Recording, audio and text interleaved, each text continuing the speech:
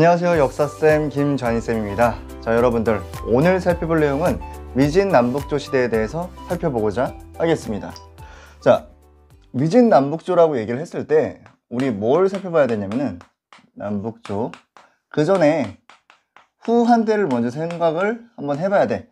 이전에 배웠었던 후한 이 호족들에 의해서 만들어진 국가였잖아요. 그랬을 때 황제 같은 경우는 여러 가지 생각을 합니다. 무슨 생각을 해?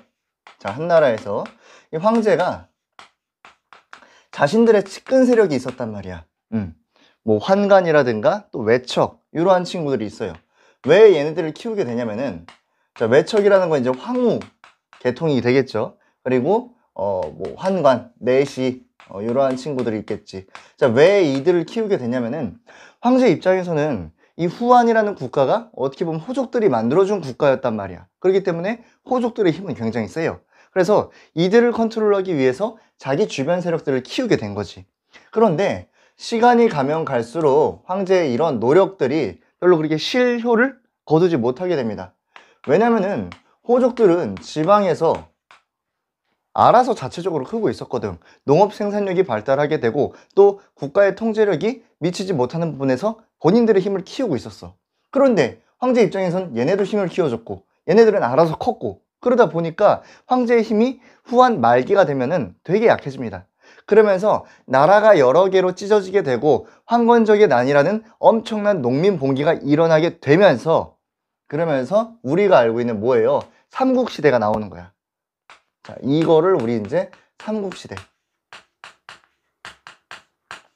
얘네도 이제 삼국시대가 있었어. 그래서 이제 위, 촉, 오 이렇게 있었단 말이야. 그랬을 때 이 위나라에서 신하로 있었던 사마의 그쪽 아들이 이제 사마염이 삼국시대를 통일을 해버립니다.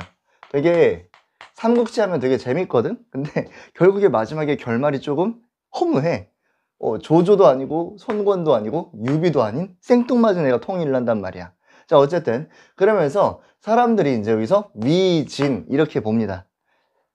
삼국지 연이라고 하는 삼국지 소설에서는 이 총나라가 조금 주인공으로 나오는데 실제 역사에서는 위나라가 압도적으로 강한 모습들을 갖고 있다는 것을 기억을 하시면 되겠습니다. 자, 플러스 알파로 진나라가 이제 시작이 됐어. 잘 가고 있었습니다. 그런데 조금씩 시간이 가면서 뭐가 나오게 되느냐, 이 진나라의 외척들 간의 이런 외척이라고 얘기를 할 수도 있고 일단은 좀 내부적으로 왕권 다툼이 좀 있습니다.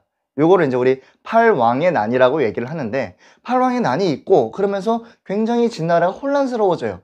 그랬을 때 이 혼란스러운 상황 속에서 어떠한 친구들이 나타나게 되냐면은 북방의 유목민들이 나타나게 됩니다. 그 애들을 우리 뭐라고 얘기를 하냐? 5개의 오랑캐라고 얘기를 해. 그래서 이 5호, 오랑캐 호자를 씁니다. 5호가 북쪽에서 내려와요. 뭐 이제 저갈, 또 이제 흉노라든가 선비라든가 막 이런 애들이 나타나게 돼. 그러면서 얘네가 북쪽 지역을 점령을 하게 돼요.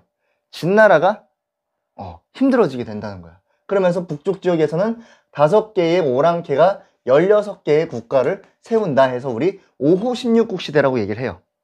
자, 그랬을 때 북쪽에 있는 한족들은 어떻게 되는가? 남쪽으로 내려오게 됩니다. 남쪽으로 내려오게 되는데 수도가 동쪽으로 바뀌어요. 그러면서 우리는 이 앞에 있는 진을 서진이라고 얘기를 하고요. 그 이후의 진을 우리 뭐라고 얘기하느냐? 동진이라고 얘기를 합니다. 자, 5호 16국이고요. 아래쪽은 동진이야. 그랬을 때 북조가 있고 남조가 있네요. 우린 이걸 통틀어서 뭐라고 얘기하느냐? 위진 남북조라고 얘기를 한다 라는 걸 여러분들이 기억을 하시면 되겠습니다.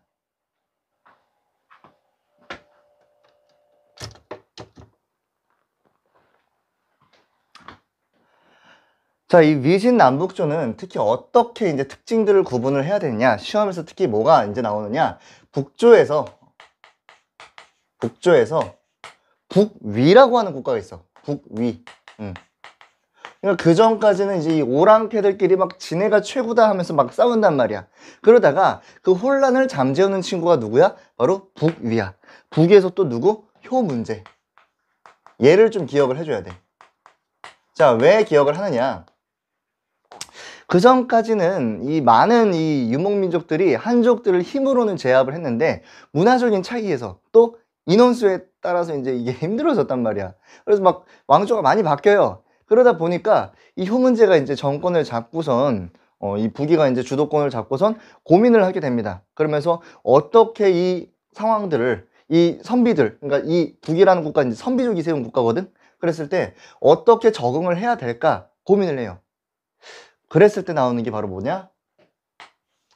한화 정책이라는 거야. 한화 정책은 뭐야? 야, 이제부터 선비족 고유의 그러한 문화 풍습 다 뭘로 바꿔? 중국 한족식으로 바꾸라는 거야. 왜? 압도적으로 많으니까. 얘네랑 동화가 되어가지고 얘네랑 동화가 된 상태에서 이 북조를 안정화시킨다는 거지. 요거 중요합니다. 자, 그리고 두 번째로 뭐가 있느냐? 균전제가 있어요. 균전제. 자, 균전제는 뭐냐면은 되게 중요해. 왜냐면 이후에도 좀 나오거든. 균전제, 균등하게 땅을 나눠주는 제도라는 거예요. 왜?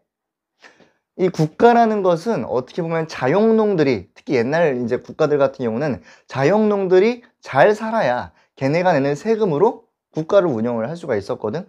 근데 얘는 많이 갖고 얘는 조금 갖고 그러다 보면은 많이 갖는 애가 점차 많이 갖게 돼. 그러면서 자영농들이 몰락을 하게 된단 말이야.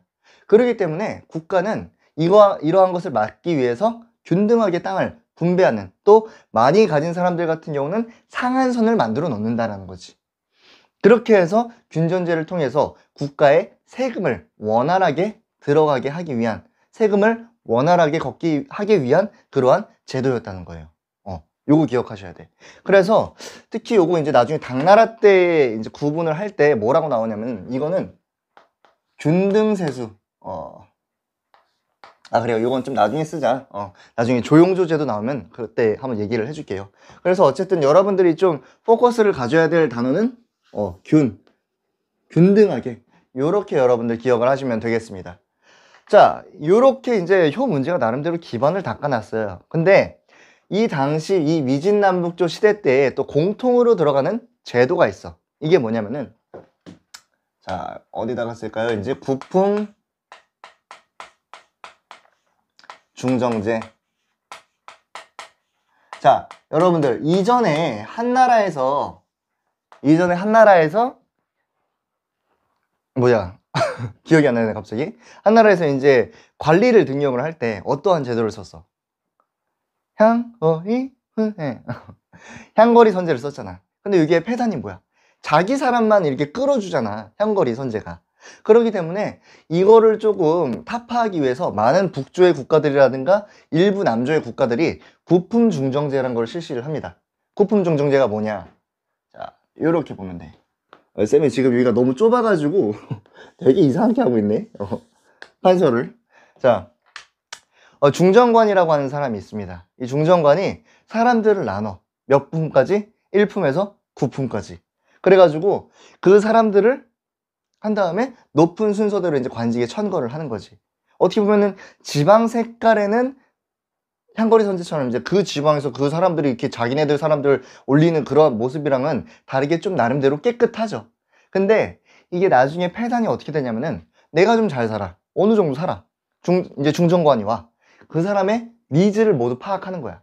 지금으로 따지면은 구품중정제 같은 경우는 입학사정관제 같은 느낌이거든요. 근데 입학사정관이 올 때 그 사람이 좋아하는 그러한 물품들이라든가 음식이라든가, 또 당시에는 또 이제 여성들을 이제 많이 보냈으니까 지금이랑 다르게 그 사람이 좋아하는 여자 스타일이라든가 이러한 것들을 이제 캐치를 해낸단 말이야, 가진 사람들은. 그래서 어떻게 하는 거예요? 뒷구녕으로 막 장난을 치는 거야. 그러면서 나중에 이런 기록이 나옵니다. 이 관직 이제 상품에는, 높은 관품에는, 이 품에는 못 사는 사람이 없어요. 근데 아래쪽으로 갈수록 다 못 사는 거야. 이게 뭐야? 결국에는 이 중정관들이 능력을 보는 게 아니라 그 집안의 로비를 받으면서 어떻게 보면은 그 안에서 또 다른 폐해가 만들어진다는 거지. 어쨌든 제가 말씀드리고 싶은 건 뭐냐, 그 전에 향거리 선제보다는 나름대로 머리를 썼어, 공정하게 하기 위해서. 하지만 그 이후에 폐단이 존재하게 된다. 그리고 이 과정에서 자기네들끼리 놀게 되는데 이 고품중정제로 인해서 뭐가 나오게 되느냐? 문벌귀족이 나타나게 된다라는 거예요. 요걸 여러분들 기억을 하시면 되겠습니다. 문벌귀족. 자, 그래서 암기 포인트라고 말씀을 드리면은 사실은 자, 요 효 문제, 부기에서의 효 문제가 제일 중요하겠고요. 한화정책과 균전제 실시, 그리고 남북조에서 공통으로 사용이 되었던, 특히 북조에서 많이 사용이 됩니다. 고품 중정제, 요걸 또 여러분들 기억을 하시면 되겠습니다. 자, 정치 파트, 죄송해요. 정치 파트는 요 정도로 끝내도록 하겠습니다. 자, 다음으로는 위진남북조 시대의 약간 문화, 사회 문화를 좀 살펴볼 필요가 있겠습니다. 자, 다시 한번 그림을 아주 정밀하게 그려보도록 하겠습니다. 자, 요랬을 때 북쪽에, 남쪽에는 이제 남조가 있었고요. 남조. 옛날에 이제 다 외우게 했었거든. 막 송제, 양진, 뭐 이런 식으로 이제, 송제, 양진, 뭐 이렇게 이제 외우라고 이렇게 했었었는데, 펜이 잠시만요. 여기 또 없어. 오케이. 그럼 이제 북조 같은 경우, 지금은 뭐 이제 굳이 외울 필요는 없죠. 뭐 이제 뭐 위, 또 뭐가 있죠? 위, 연, 뭐 이렇게 있는데 다시 한번 할게요.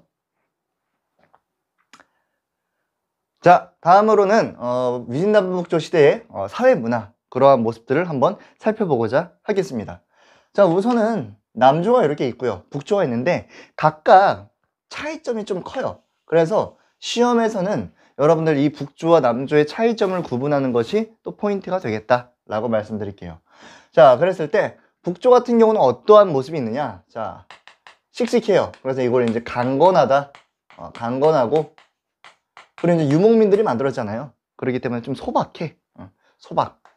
이러한 모습들이 있다라는 거, 구분을 할 때 문화적인 특징, 사회적인 특징, 이렇게 보시면 되겠고요. 남조 같은 경우는 귀족적입니다. 귀족적이고요. 그리고 자유롭다라는 거를 좀 보시면 될 것 같아. 자유롭. 이렇게 쓸게. 자, 그랬을 때 여기서 좀 포인트로 보셔야 될 건 어디냐면은 남조를 좀 포인트로 보셔야 돼요. 자, 특히 어떠한 거. 자, 귀족적이면서 자유롭다. 한족들이 이제 내려갔단 말이야. 자, 여러분들 한족이야. 원래는 집이 30평이었어. 근데 지금 어떻게 된 거야? 반으로 뚝 잘려서 15평으로 됐단 말이야. 되게 서글퍼. 힘들어. 아이씨, 원래 우리 땅이었는데 베란다랑 지금 거실을 뺏겼어. 이런 느낌이란 말이야. 자, 그랬을 때 이들에게서 무슨 사상이 좀 나오게 되느냐? 약간 이제 청담 사상이라고 있습니다. 청담 사상. 자, 청담 사상이 뭐냐면은 좀 깨끗한 대화, 깨끗한 얘기, 이러한 내용이야. 그러니까 현실적으로 좀 도피하는 그러한 모습들이 나타나게 됩니다. 자, 그리고 이제 노장 사상. 노장 사상이 발달을 해요. 왜 그러냐면은 놀자, 자자, 이런 자연귀의적인 모습들. 뭐냐면은 현실을 보니까 너무 보기가 싫은 거야. 잊고 싶어. 아이씨, 에라 모르겠다. 이런 허접이 같은 세상. 그러면서 사람들이 어떻게 되느냐? 이러한 상황 속에서 위진남북조 시대가 거의 한 400년가량이 되거든요. 400년가량이. 수나라가 이제 589년에 이제 통일을 하니까, 그러다 보니까 400년가량을 되게 막 혼란스러운 상황이야. 전쟁이 끊이지 않아. 그러다 보니까 이러한 세상 속에서 뭐 과거래. 관직에 나가가지고 뭐 열심히 사냐. 그냥 대충 살지 뭐, 그냥. 그런 내용들이 좀 많습니다. 되게 현실 도피적이고요. 어떻게 보면은. 근데 이게 또 이제 자유롭다라고 표현이 되기도 해요. 그래서 이제 청담 사상이라든가 노장 사상이 유행했다라는 거. 그 예시로 이제 어떤 게 있느냐? 뭐 도연명의 귀 거래사, 이제 고개지의 여사잠도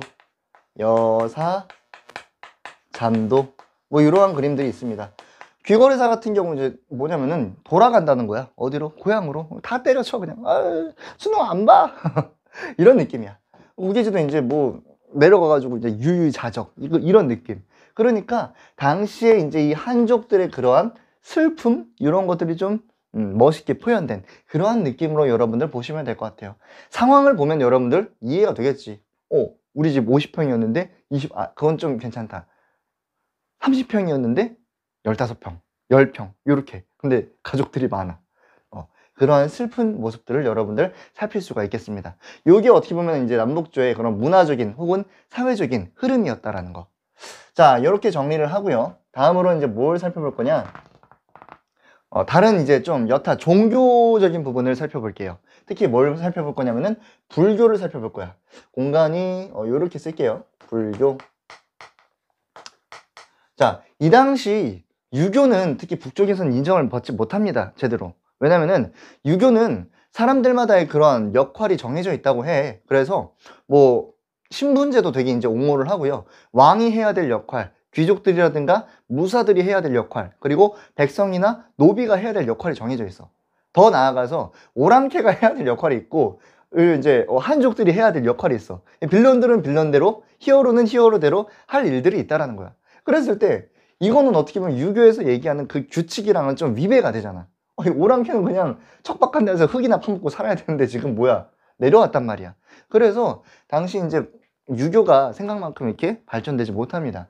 그럴 때 우리 누구예요? 불교 갓 부처. 갓 부처는 부처님은 이 사람들을 차별하지 않아요. 너 유목민이니? 말을 잘 타는구나. 대비해, 대자 대비해. 한족들 괜찮아, 나를 따라와. 이 중생들 내가 구원해 줄게. 차별하지 않습니다.